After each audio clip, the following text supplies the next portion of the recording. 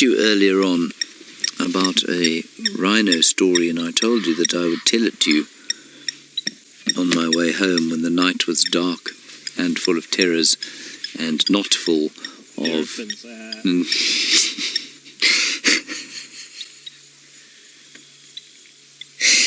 and not full of terrapins or chameleons or jennets or civets or bush babies, etc., etc. And so shall it be that I will tell the story of the rhinoceros. But the story begins not with the rhinoceros, but with two ants. And you may have heard the story before, but I'm going to tell it again. I told it a while back. It begins with two ants called Maurice and Albert. Maurice and Albert were two ants, and they lived in we'll call them termites actually, they weren't ants at all, that's very insulting of me. They were termites, and they lived in a mound. And they were sort of uppity millennial types, you know, dissatisfied with life, slightly entitled, felt that life hadn't dealt them quite the hand that they had expected at birth. You know, they promised great things, and suddenly they just found themselves working in the production line of termite existence. They weren't particularly favoured. They weren't higher caste termites like the soldiers, and they struggled to accept their lot in life. And one day they were moaning and groaning as they lifted sand granule by sand granule onto the edge of the termite mound, mixed it with a bit of saliva and a bit of dung, and they were considering their lot. Not very silently, they were whining away at each other.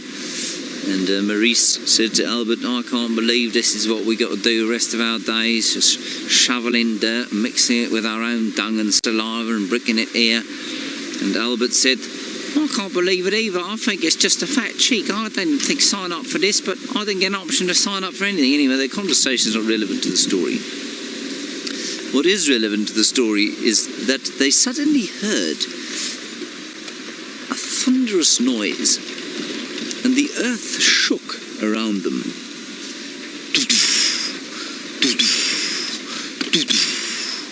And they scuttled up to the top of the termite mound, because although they were dissatisfied, entitled millennial types, they were also quite clever. And so they went up to the top of the mound and they looked. And indeed, because they had 6 legs, they could put 2 hands to their eyes and look from side to side. And there, coming out of the west as the sun set, was the terrifying figure of Ubejan. And Ubejan was the black rhinoceros.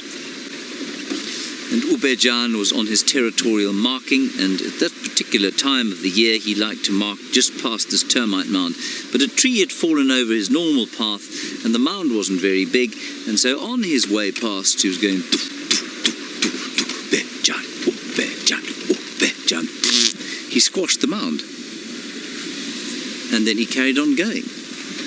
And there was a great emergency, of course, within the termite mound, and not being born of great intelligence, most termites, it was decided by the building committee of workers, in consultation with the queen, who was far more interested in breeding than she was in building, that they would rebuild the mound in exactly the same place. Now, I mean, this rhinoceros took about 4 days to do his circle, and so in 4 days they'd got quite a long way to building the next mound.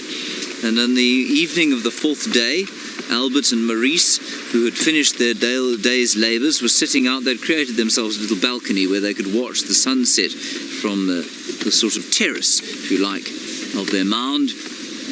And there they were watching the sunset when, once again, the thunderous noise came to their ears. And they looked at each other, and Maurice said to Albert, he said, "I don't believe, I think he's coming back this way." And Albert said, "I think he's right. I think you're right, Maurice. I think he is coming this way." Anyway, and he was coming this way. Ubejan came along. Out of the setting sun, he came, Ubejan, Ubejan, Ubejan. he squashed the mound.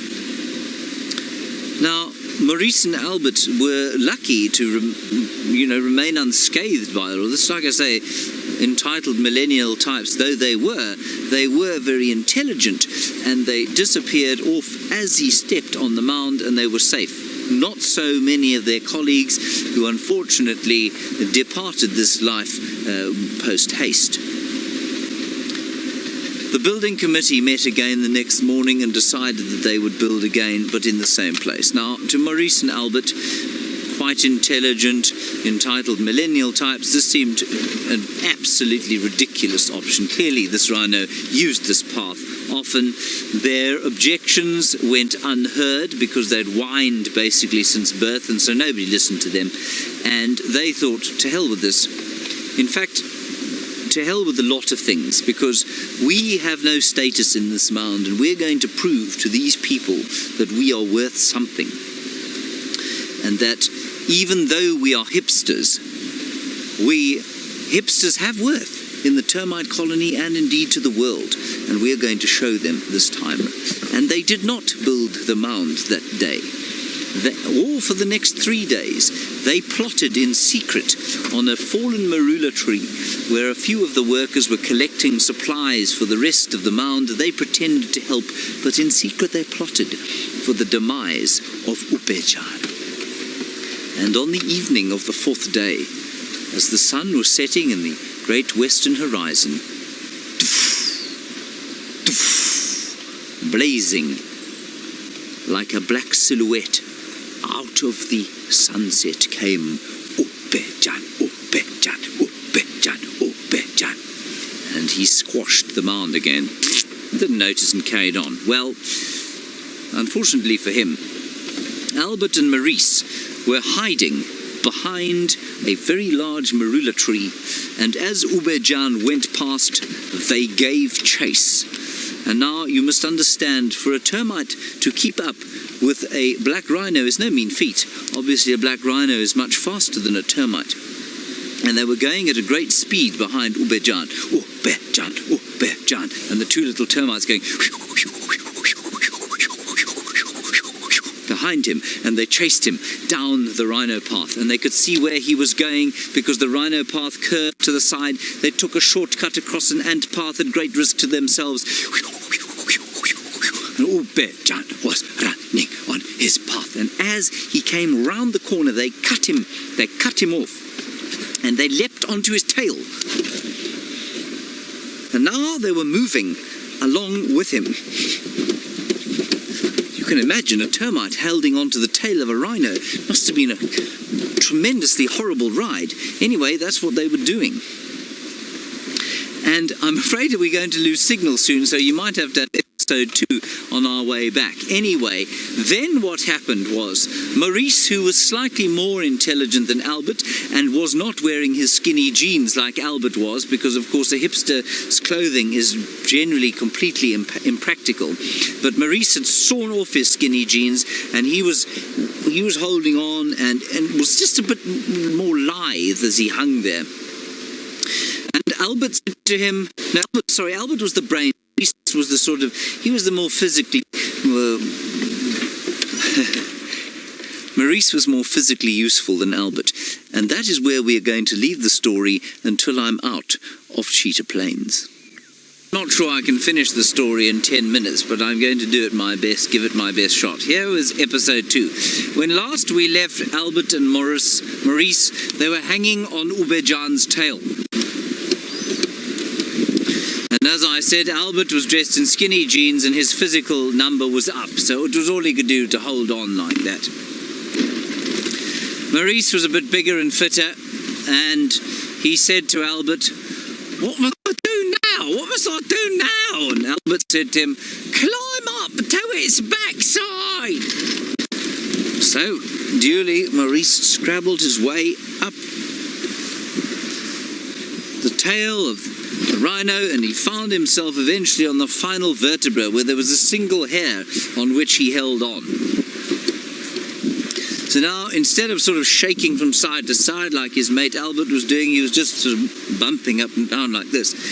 So he looked down underneath as Ubejan ran. Ubejan, he's, oh, I'm on his backside. What was I doing now, Albert? What was I doing now? And Albert, who let go with one of his 6 feet, took up his little leg to his mouth, said, climb along his back and get onto its shoulder. As he duly did. But it took a long time. And Ubejan, of course, at this stage was completely oblivious that he had 2 passengers that he did not know about. And so, painful step by painful step, never letting go with more than 1 foot at a time, Maurice crept his way along the back of Ubejan.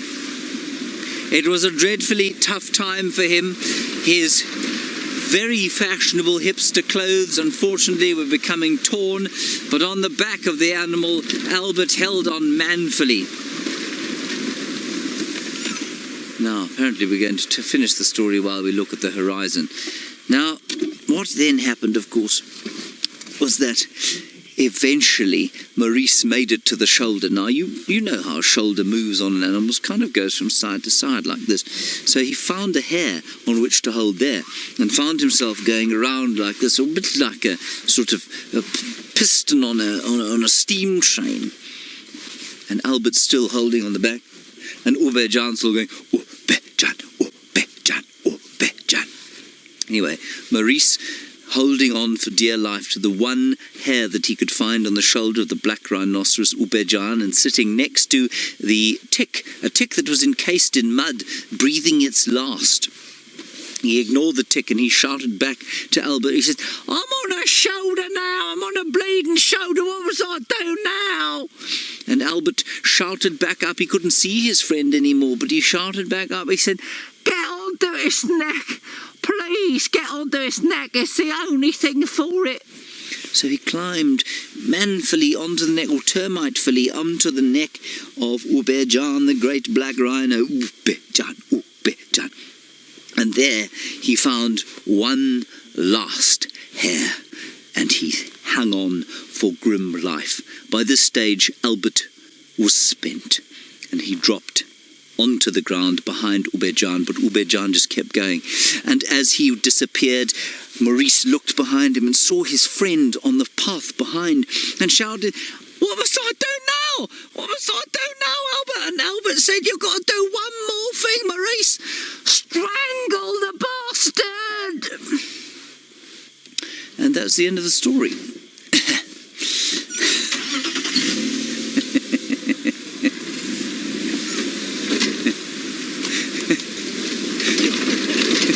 Fergus thought it was quite funny. So we don't think that they did manage to strangle him at all, and I suspect that the termite mound had to be moved.